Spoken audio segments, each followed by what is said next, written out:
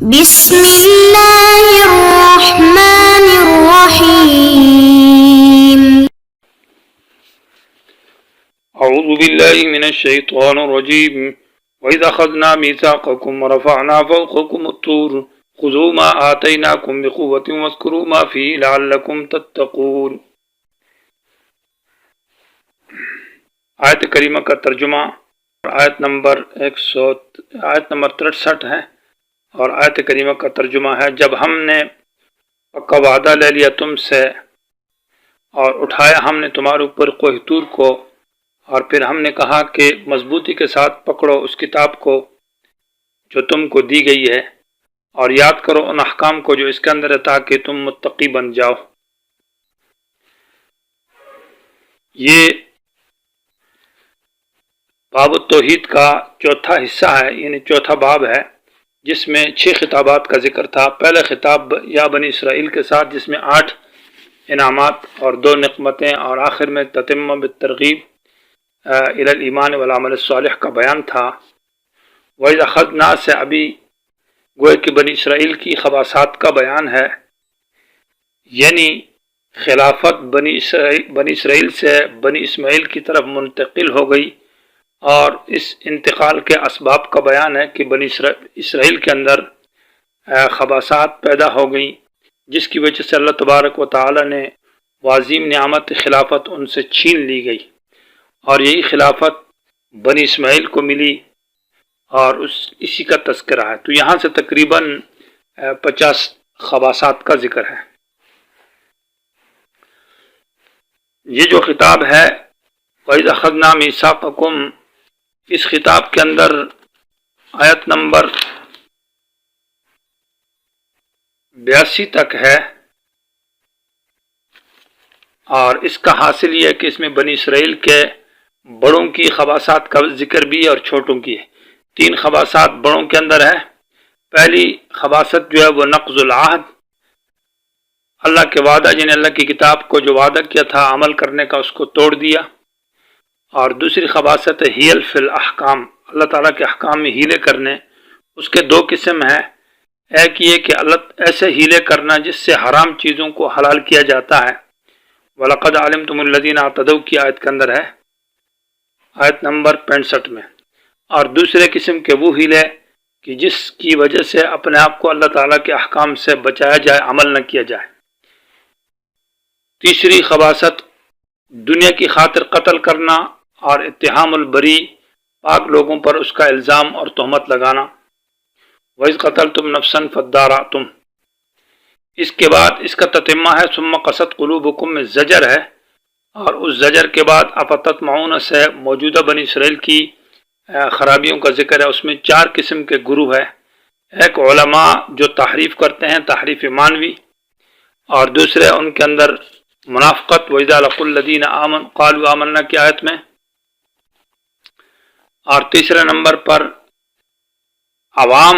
جو تقلیدی شرکیہ اور تقلیدی اعماء کے مرتکب ہے، اندھی تقلید، اور چوتھے نمبر پر محرفین، تحریف لفظی کرنے والے، فویل للذین یکتبون الکتاب بأیدیہم، اور 5ویں نمبر پر وہ لوگ جن کا عقیدہ اور عمل نہیں ہے اور جنت کا دعویٰ کرتے ہیں، وقالوا لن تمسنا النار الا ایاما معدودہ۔ آخر میں تتمہ جو ہے بلا من کسب سیئۃ وحاطت، اس تتمہ کے اندر تخفیف اور بشارت کا ذکر ہے، تو یہ خطاب مکمل ہو جاتا ہے۔ وَإِذْ أَخَذْنَا مِيثَاقَكُمْ کا ماقبل سے ربط یہ ہے،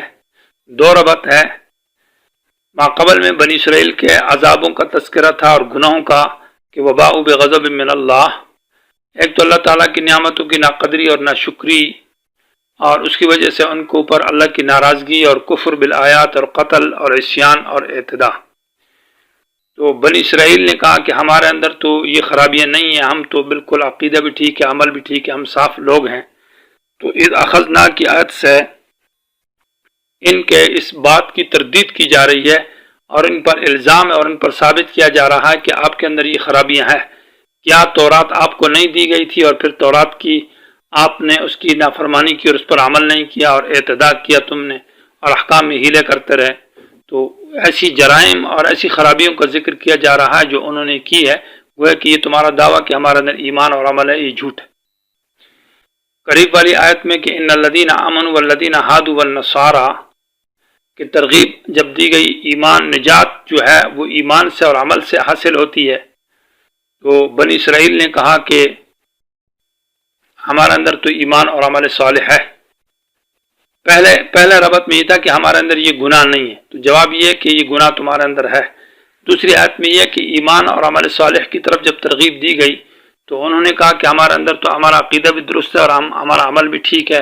ہم جنت میں جائیں گے۔ تو اذ اخذنا سے اس بات کا ثابت کیا جا رہا ہے کہ آپ کا عمل بھی درست نہیں اور عقیدہ بھی نہیں ہے، آپ نے تو اللہ کی کتابوں کو پیچھے ڈال دیا تھا اور مطلب ان پر عمل نہیں کیا، نہ عقیدہ اور نہ عمل۔ گویا کہ خباثات میں سب سے پہلی جو خباثت ہے وہ اللہ کی کتاب سے اعراض کرنا ہے اور اللہ کی کتاب کو چھوڑنا ہے، اس پر ایمان عمل اس کی درس اور تدریس نہ ہو۔ یہ ایسی خباثات میں اس کو پہلے اس لیے ذکر کیا ہے کہ جب بھی کسی امت کے اندر کوئی خرابی پیدا ہوتی ہے، ان کا عقیدہ اور عمل خراب ہوتا ہے، وہ دین سے دور ہوتے ہیں، تو اس کی بنیادی وجہ یہ ہے کہ وہ اللہ کی کتاب کو چھوڑ دیتے ہیں۔ اور تفسیر قرطبی رحمہ اللہ نے یہاں پر لکھا، اس امت کے لیے افسوسات میں ذکر کیا ہے کہ اس امت کے اندر بھی قرآن کو چونکہ چھوڑ دیا گیا، اس کو پر عمل کرنا اور اس کو پڑھنا اور اس کو سیکھنا، تو اس وجہ سے یہ خرابی جیسے بنی اسرائیل کے اندر تھی تو اس امت کے اندر بھی ہے۔ وَإِذْ أَخَذْنَا مِيثَاقَكُمْ اور جس وقت ہم نے لے لیا تم سے وعدہ، میثاق عہد موثق مضبوط وعدے کو کہتے ہیں۔ میثاق مفرد ہے، کم ضمیر جمع ہے، مراد باعتبار کل واحدن کا ہے کہ تم میں سے ہر ایک سے وعدہ لیا تھا۔ اور طریقہ اس کی کیفیت یہ تھی کہ ورفعنا اٹھایا ہم نے فوقکم تمہارے اوپر الطور کوہ طور کو۔ چونکہ بنی اسرائیل یہ واقعہ جو پیش آیا حضرت موسیٰ علیہ السلام کے زمانے میں پیش آیا ہے، اور بنی اسرائیل صحرا سینا کے اندر تھے، میدان تیہ میں تھے، تو چونکہ تورات جب ان کے پاس موسیٰ علیہ السلام لے کر آئے تو انہوں نے اس پر عمل نہ کیا اور سستی اور کاہلی کرنے لگے، تو ان کو کوہ طور کو ان کے اوپر اٹھایا گیا اور ان سے یہ عہد لیا گیا کہ اس کے اوپر آپ عمل کریں، اس پر عقیدہ لائیں۔ تو رفعنا یہاں جو لفظ ہے، رفع سے مراد رفع حقیقی ہے کہ بالکل اس پہاڑ کو ان کے اوپر اٹھا دیا گیا تھا۔ اور اس پر دلیل، چونکہ لفظ رفع جو ہے یہ قرآن مجید میں 29 مقامات پر ذکر ہے، جس میں 17 مقامات میں رفع سے مراد رفع حقیقی ہے، رفع الدرجات مراد نہیں ہے، صرف مرتبہ بلند کرنا۔ دوسری فوق کا لفظ جو ہے نا یہ بھی تصریح ہے، اور فوق کا لفظ فوق سے مراد وہ حقیقی طور پر فوقانیت ہے، اوپر اٹھا دینا۔ اس طرح سورہ اعراف کی آیت ہے وَإِذْ نَتَقْنَا الْجَبَلَ فَوْقَهُمْ، وہاں نتقنا کا لفظ بھی اس میں صریح ہے کہ کوہ طور کو اٹھایا گیا ہے، اور کأنہ ذلۃ کا لفظ کہ وہ سایبان کی طرح تھا، یہ بھی صریح ہے کہ اس کو اٹھایا گیا تھا۔ وَظَنُّوا أَنَّهُمْ وَاقِعٌ بِهِمْ، واقع کا لفظ بھی صریح ہے۔ تو جن حضرات نے کہا کہ کوہ طور کو نہیں اٹھایا گیا تھا، ویسے ہی پہاڑ کی طرف اللہ نے اشارہ کیا ہے یا ویسے روک دیا ہے، یہ باتیں ٹھیک نہیں ہے اور یہ قرآن کے صریح آیات کے خلاف ہے۔ اب طور سبز پہاڑ کو کہا جاتا ہے، اور وہاں ہر پہاڑ کو، جس پہاڑ کے اوپر حضرت موسیٰ علیہ السلام کی ملاقات ہوئی، میقات ہوئے، اس کو طور کہا جاتا ہے، صحرا سینا کے اندر ہے، اسی جگہ میں یہ ہے۔ تو ہم نے تمہارے اوپر کوہ طور کو اٹھایا، خضوع یہ مضمون میثاق ہے، وہ جو وعدہ لیا گیا تھا اس کا مضمون کیا تھا، تو اس کا مضمون یہ ذکر کیا جا رہا خضوع، کیونکہ جب مضمون ذکر کیا جاتا ہے تو وہ لفظ قلنا کے ساتھ ہوتا ہے کہ ہم نے پھر کہا، تو یہاں لفظ قلنا مقدر ہوگا، قلنا ہم نے کہا، خضوع مانا مضبوطی کے ساتھ پکڑو، ما اس کتاب کو آتیناکم جو ہم نے تم کو دی۔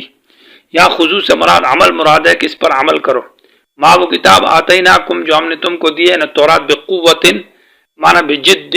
و اجتہاد، یعنی کوشش کے ساتھ کہ اس پر محنت کی جائے، اس کو سیکھا جائے، اس کو پڑھایا جائے، اس کو پڑھا جائے، بالدرس والتدریس والعمل،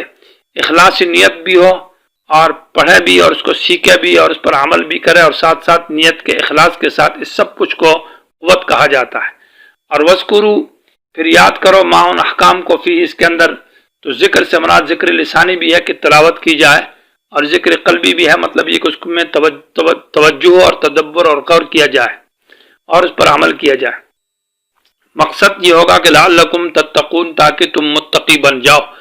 یا یہ کہ لعلکم تتقون مانا تم اللہ کے عذاب سے بچ جاؤ۔ تو اللہ کی کتاب پڑھنے کی وجہ سے انسان میں تقوی حاصل ہوتا ہے۔ یہ آیت دلیل ہے کہ تورات پڑھو گے اور تورات کو درس تدریس اس پر عمل کیا جائے گا تو تقوی پیدا ہوگا، اور ساتھ ساتھ میں یہ ہے کہ جب متقی بن جائیں گے تو اللہ کے عذاب سے بھی بچ جائیں گے۔ تفسیر قرطبی رحمہ اللہ نے اس آیت میں اس امت کے لیے بھی لکھا ہے کہ اس امت کے اندر بھی اللہ کی کتاب کو چونکہ بنی اسرائیل کی طرح انہوں نے پیچھے پھینک دیا ہے، تو اگر اس پر سیکھا جائے اور اس کو پڑھا جائے، اس پر عمل کیا جائے تو انسان متقی بنتا ہے۔ اور موطا امام مالک کی حدیث ذکر کی ہے، اگرچہ حدیث موقوف ہے حضرت عبداللہ بن مسعود کے اوپر، کہ انہوں نے کسی سے کہا کہ آپ اس زمانے کے اندر ہے کہ اس زمانے میں فقہاء کثیر ہے اور قراء کم ہے۔ فقہاء معنی قرآن کو سمجھنے والے لوگ زیادہ ہیں، اور صرف قرآن کو پڑھنے والے معنی صرف الفاظ پڑھتے ہیں اور الفاظ معنی کی طرف توجہ نہ، یہ لوگ کم ہیں۔ اور آپ ایسے دور کے اندر ہیں کہ جس میں مانگنے والے کم ہیں اور دینے والے زیادہ ہیں، اور آپ ایسے دور کے اندر ہیں کہ جس میں تقریر کرنے والے، خطبہ دینے والے جو ہے وہ کم ہے، تقریر کرنے والے اور عمل کرنے والے زیادہ ہیں قرآن کے حدود کے اوپر۔ اسی طرح نماز پڑھنے، یطیلون الصلاۃ، نماز لمبی پڑھتے ہیں اور تقریریں مختصر کرتے ہیں۔ ایسا دور آئے گا کہ جس دور کے اندر لوگ فقہاء کم ہوں گے، قرآن کو سمجھنے والے اور قرآن پڑھنے والے زیادہ ہوں گے۔ تو ایسا ہی ہے کہ آج کے دور میں حفظ کے مدرسے، تجوید کے مدرسے اور قاری زیادہ ہے، قرآن کو سمجھنے والے کم ہے۔ تو یہ ہمارے لیے ایک بہت سخت بات ہے کہ ہم قرآن کی طرف توجہ نہیں رکھتے، اس وجہ سے قرآن کو پڑھا جائے اور سیکھا جائے، اس پر عمل کیا جائے۔